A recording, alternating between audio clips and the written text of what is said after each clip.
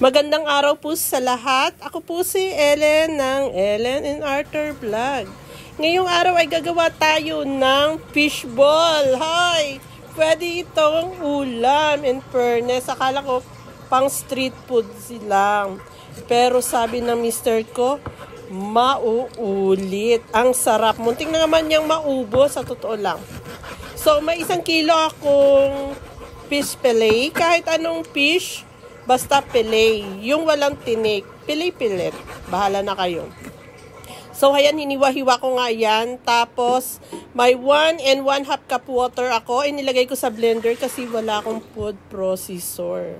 So, mahirap lang ang lola mo. Walang food processor. So, inilagay ko nga yan sa blender kasama ng water para mabilis siyang gumiling. Tapos, may sugar ako. 2 teaspoon sugar. Kung gusto nyo pa matamis, bahala na kayo. 2 teaspoon garlic powder. Pwedeng yung tunay na garlic. So, pero may powder ako, so yan lang nilagay ko. 1 teaspoon black pepper. Pwedeng white pepper. Pero maganda-ganda yan kasi may itim-itim. 1 teaspoon salt, Himalayan ang gamit ko. Pwedeng iodized salt or rock salt. I-blender mo pa rin dyan. Isang magic sarap. Sasarap sa magic sarap. 2 teaspoon olive oil. Pwedeng vegetable oil. 2 egg whites sa large egg. Okay? Kung small egg, di gawin yung 3. Egg white lang gagamitin natin. Tatanggalin natin yung dilaw.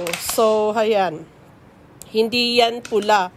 Dilaw pala yan. Ngayon ko lang nalaman nung tumanda na ako na yung gitna ng egg ay ang kulay pala nun ay dilaw, hindi pula. So, inilagay ko na nga doon yung ating egg white sa ating blender at hinalo na natin. Mix natin mabuti ha.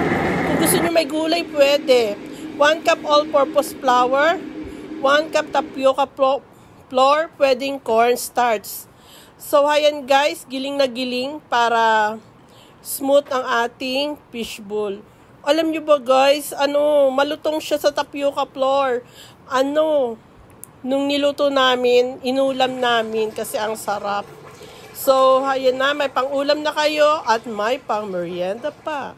Yan ang ating fishball. So, ayan, hinalo-halo ko lang yan, minix ko ng mabuti at nagdagdag ako ng 2 teaspoon baking powder para malambot siya at hindi matigas. So, nagpakulo ako ng tubig. Nung kumulaw na, ay nilagay ko na yung ating fishball. So, may iba dyan, ang galing nila, bilog na bilog. Ako hindi pa, kaya ganyan-ganyan lang. So, kayo na ang bahalang mag-discarte kung paano nyo bilugin yan.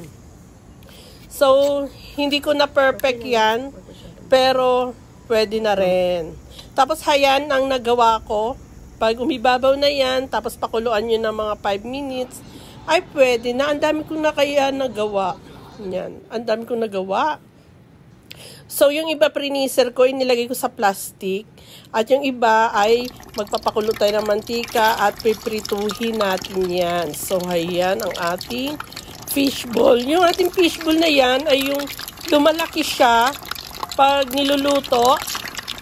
Tapos, pag wala na siya sa apoy or sa mantika ay kusa siyang lumiliit. Yung parang sa street food sa labas. Ganon. Pero feeling ko mas masarap. Yung gawa ko, try nyo. Masarap. Hindi kayo magsisisi. Sure, maniwala kayo sa akin. Hindi dahil sa gawa ko yan. Talagang masarap. So, sa labas nga akong nagluto kasi alam mo naman, yung maamoy sa loob ng bahay, baka makick ako dun. So, may alaga kasi ako matanda at sensitibo sa amoy. So, ayan na nga. Ang ganda ng pagkaluto at gusto ko ay brown talaga siya. So, ayan.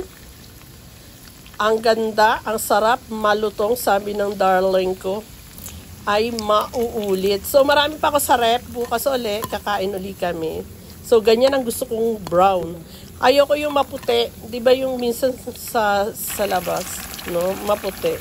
Gusto ko yung ganyan, yung tostado. So, ang ganda ng pagkatusta niya, guys. Ay, shoutout nga pala sa mga bagong subscriber at saka bagong kong mga kaibigan. Sa mga dati kong kaibigan, hello. Okay, ito ng ating sauce. 1 cup water, 1 tablespoon soy sauce, 1 tablespoon oyster sauce, 2 tablespoon white sugar, 1/2 teaspoon black pepper, haluin. Pwedeng brown sugar yan, at saka 1 teaspoon cornstarch. Kaya 1 teaspoon kasi gusto ko, hindi yung malapot. Na-achieve ko naman yung lapot.